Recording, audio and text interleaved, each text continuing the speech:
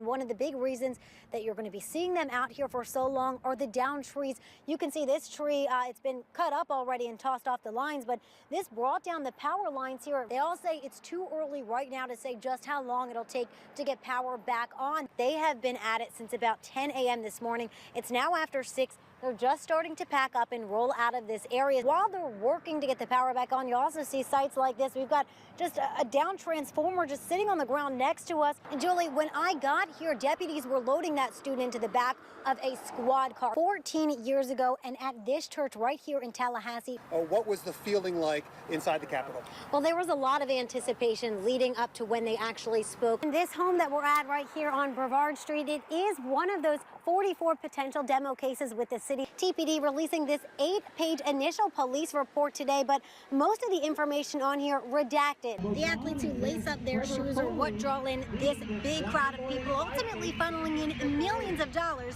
to Leon County. But you don't need to look far to find a city that does operate this way. It doesn't stem from a number you see on the scale or the body type you see in the mirror. It all starts right here, a mental health issue many don't know enough about. Eden, a lot of work ahead for those crews, but the mayor's office tweeting out a few hours ago to expect some significant restoration tonight. But with more than 90% of the grid knocked out from this storm, it's going to take a lot of work and crews working hard to do that. The power just like off and on. When it fell, we actually heard it. The power going dark for Michael Barnes around 2:30 on Wednesday afternoon. Thursday, a waiting game as crews replaced the cracked poles he heard fall. You see what we had. We out here, watching. This is more interesting than being in the house. City officials say trees caused a significant amount of damage to the system. Not only in the electric system, but across roads. It's probably equivalent to or worse than Hermine as far as the tree damage that we've got out there. The damage may be worse, but the help even greater. By Thursday evening, more than 25 utility crews assisting. What I feel confident about is that we've got the appropriate number of crews that we're going to need to get our system rebuilt. Mayor Andrew Gillum assessing the damage citywide. He says there's no time frame yet on how long it'll take to restore power, but asks for patience. In Hermine's case, within 3 days, 72 hours, we had 90% of the system, our customers back up. I'm hoping we'll be able to beat that, but we won't know until we've got a final assessment done of the impact to the system. We got flashlights and we just talk to each other and listen to the radio. In the meantime, those without power making the best of it. It's a typical hurricane. You're going to lose power and you just got to deal with it, that's all. And crews are working around the clock to restore power. Once it hits nightfall, the crews, it goes to a little bit more of a skeleton crew. Not as many people out there just because they need light to be able to make some of those major repairs. So once daybreak comes, that's when you'll see a lot more of those crews heading back out onto the streets to get that power restored as quickly as possible. And Mariel, this alleged incident happened years ago. Ben, it did 14 years ago, and at this church right here in Tallahassee, Blessed Sacrament Catholic Church. Now, Father Eddie Jones, he served here for several years, eventually leaving in 2007. Bishop Bill Walk telling me today that as soon as they received that allegation against Jones, that action was taken immediately. A place for worship, turning into a nightmare for one young victim. Always reprehensible, always horrible, always sinful. Father Edward Jones accused of inappropriate contact with a minor 14 years ago. The victim, a mass goer at Blessed Sacrament, where he once served.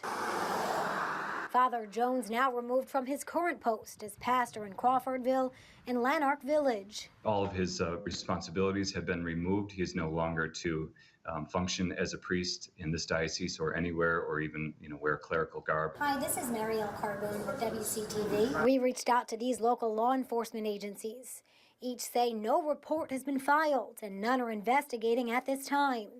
St. Elizabeth and Seton did not return a call for comment. Blessed Sacrament referring us to the bishop. Now, the only thing we can do, I think, is to take every single thought, concern, allegation seriously, and that's what we're trying to do. I was raped and abused when I was 12 years old by my parish priest. Tim Lennon works the Florida chapter of SNAP, or Survivors Network of those abused by priests. So when someone comes forward It provides an opportunity for survivors to say, I'm not alone. He says the Catholic Church isn't doing enough to stop this from happening. He puts the responsibility on the Pope. He can compel every diocese in the United States, in Tallahassee and all of Florida, to say, open the books. The accusation comes just days after a grand jury report dropped in Pennsylvania, accusing 300 priests of sexual abuse. Bishop Walk says there's no connection between that and what happened here. It's unclear if the grand jury report pushed the victim to speak. I would just say that it is a time of profound sadness and sorrow and confusion for a lot of people. It's a time of soul searching again, a time of hopefully reform for our institution and for ourselves.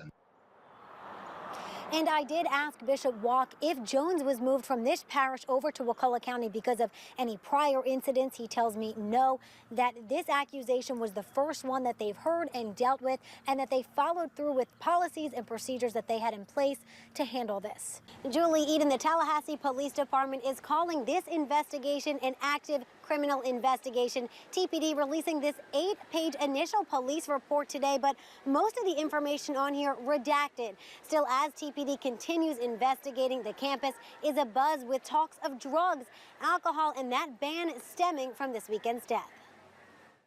Florida State University, a school known for football.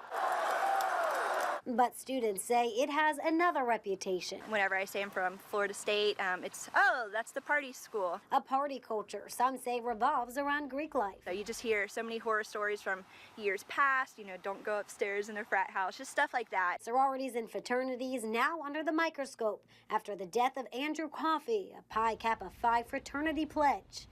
Plus, at least 2 other fraternity members arrested on drug charges.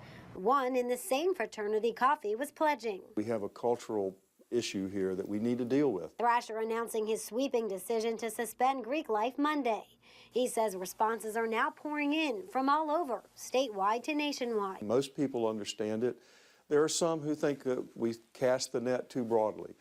And my response to that is that, I want the entire Greek community involved in the solution. Some on campus welcoming the action. Obviously, you do something to honor and realize that this is a problem within our university. And hoping the startling death of Andrew Coffey prompts real change on campus. Do I think that they're going to fix it or at least talk it out? I definitely think that that'll happen, especially with the power that fraternities have, around campus.